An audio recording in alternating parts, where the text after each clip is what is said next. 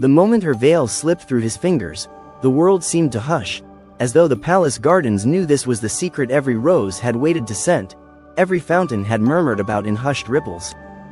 Sheikh Hamdan felt his heart flood like dawn over the horizon, turning silent shadows into tender gold.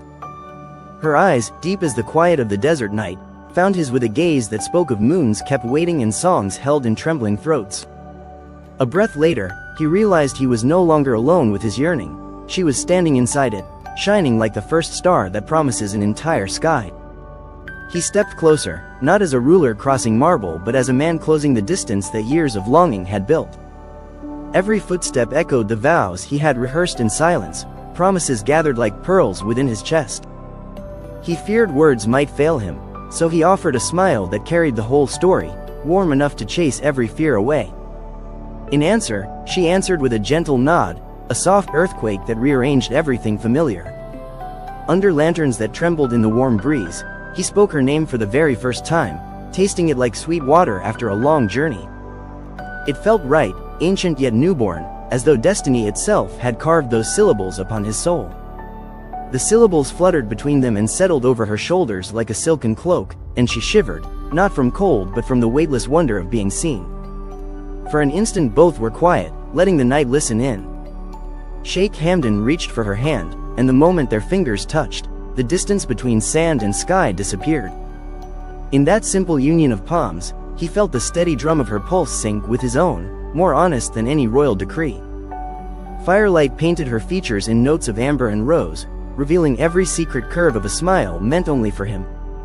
He vowed to keep that smile safe, like he'd guard a bloom in the harshest wind, so it would never fade.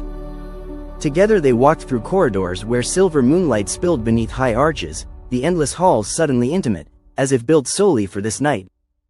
Portraits of ancestors turned to storytelling shadows, reminding them that love can brighten stone far more than torches ever could. He guided her past hushed servants who bowed but could not hide their joy. Even walls seemed to lean in, eager to witness destiny in motion. With every step her presence grew brighter, coloring his memories in shades he never knew existed. They paused at a balcony that overlooked silent gardens. Below, the lilies gleamed like scattered promises, and above, stars stitched a tapestry that celebrated secrets finally spoken. Sheikh Hamdan lifted her hand to his lips, brushing a kiss so gentle it felt like a whispered prayer. She answered by touching his cheek, writing her own vow in the warmth of her palm. Words spilled from him then, easy as water over smooth stone. He told her how he had searched every breeze for her laughter, how each sunrise had spelled her shape against the sky though he had never once known her face. He confessed the poems he had tucked away in lonely drawers, verses afraid to breathe until she arrived to give them purpose. Every line landed upon her heart like petals, and she welcomed each one, opening like a blossom to morning. She responded not with speeches but with a single tear that caught the moonlight and glittered like a crystal of trust.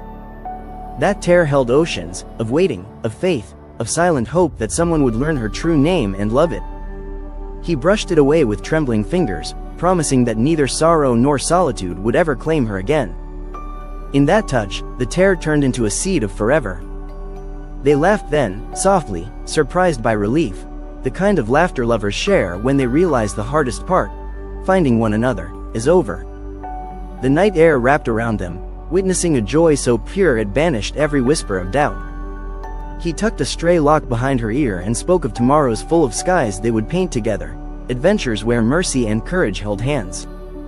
She answered with hope shining in her smile, bright enough to guide them through any darkness. The palace clock chimed in the distance, yet time seemed suddenly obedient, slowing to let them linger in this first chapter. They stood motionless, turning moments into roots, letting devotion anchor itself deep beneath everything else they would ever build. Sheikh Hamdan felt the crown upon his spirit grow lighter, for he carried it now with someone who would share the weight. The future unfolded in his mind like a vast private garden only they could enter. He spoke of trust, honest as the wind racing over open sands. He promised to let her voice shape his decisions, her laughter guide his mercy, her dreams fuel his courage. Every pledge was signed not in ink but in the steady throb of his heart, making each word living and warm. She, in turn, offered her truth, unpolished and perfect, a melody that lifted him higher than any throne. As dawn's first blush began to gather on the horizon, they realized the night had watched them trade solitude for belonging. Hand in hand, they welcomed the gentle glow spilling into the sky, sure that every sunrise would remind them of this unveiling. They were no longer myths whispered in separate rooms, they were one shared legend stepping into daybreak.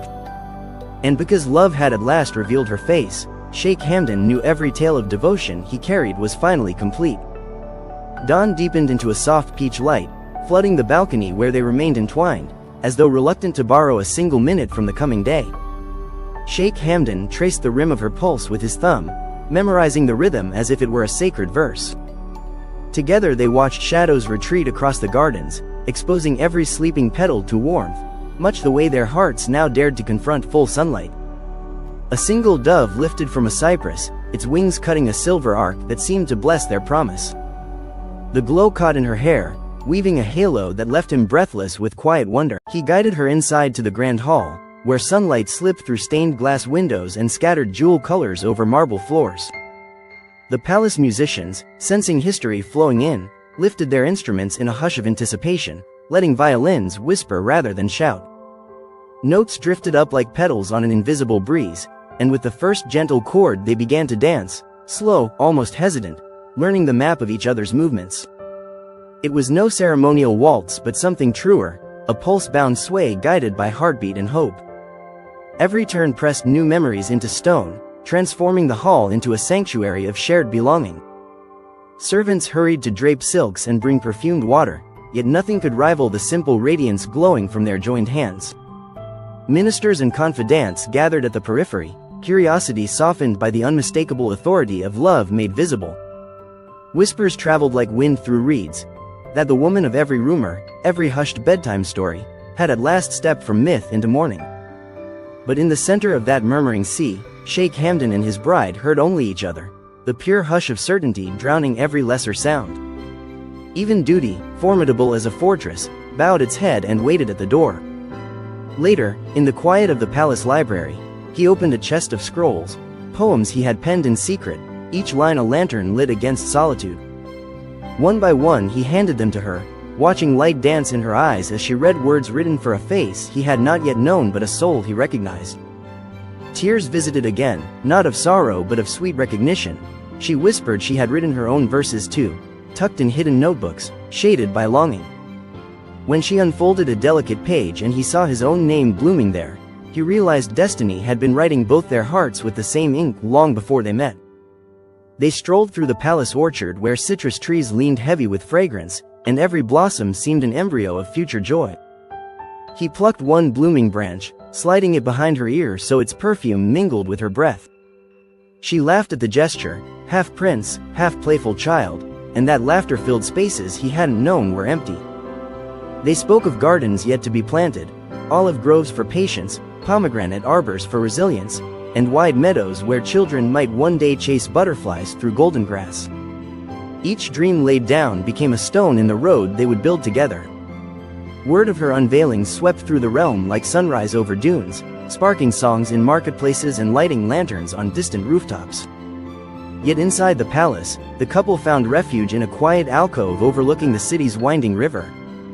There he told her of battles between mercy and pride that had marked his journey, confessing both triumphs and tender scars. She listened not as subject to ruler but as echo to heartbeat, running fingertips across invisible wounds with promised gentleness. In that exchange, shame dissolved, replaced by courage fueled by her belief in him. Evening returned with violet shadows, and they climbed a tower where the sky lay so close it seemed the stars had gathered to inspect this new alliance. She pointed to a constellation shaped like a wandering falcon and called it home. He renamed it after her, declaring that every eye, upon looking up, should remember compassion crowned with courage. They forged vows in starlight, not with gold bands yet but with sentences threaded in quiet voices. To correct each other kindly, to speak truth before ego, to cradle each dawn as a joint miracle. The night, in answer, exhaled a warm breeze as witness. When fatigue finally brushed their shoulders, he led her to the royal observatory, a quiet dome of crystal where comets had been charted for generations. There, resting on embroidered cushions, they stared at swirling galaxies painted on the ceiling, each spiral reminding them how small beginnings can flame into infinite grace. She rested her head against his chest, and the hum of his heart blended with wind against glass, an intimate lullaby sealing their first day. Sleep claimed them in gentle increments, never once prying their hands apart. They woke before dawn's second arrival, drawn by a hush deeper than silence. The kingdom's most revered elder had come to bless their union. Bent with years yet bright-eyed as a child, the sage spoke of rivers that carve canyons by refusing to stop flowing, urging them to let love be motion, not monument. With a frail hand he scattered saffron petals at their feet, each petal a blessing for steadfastness.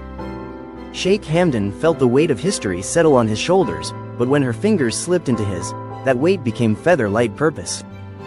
As the sun's rim crowned the far hills, they stepped onto the palace steps where their people had gathered, faces lifted in unfiltered hope. No decree summoned applause, yet it erupted like spring, spontaneous and impossible to contain.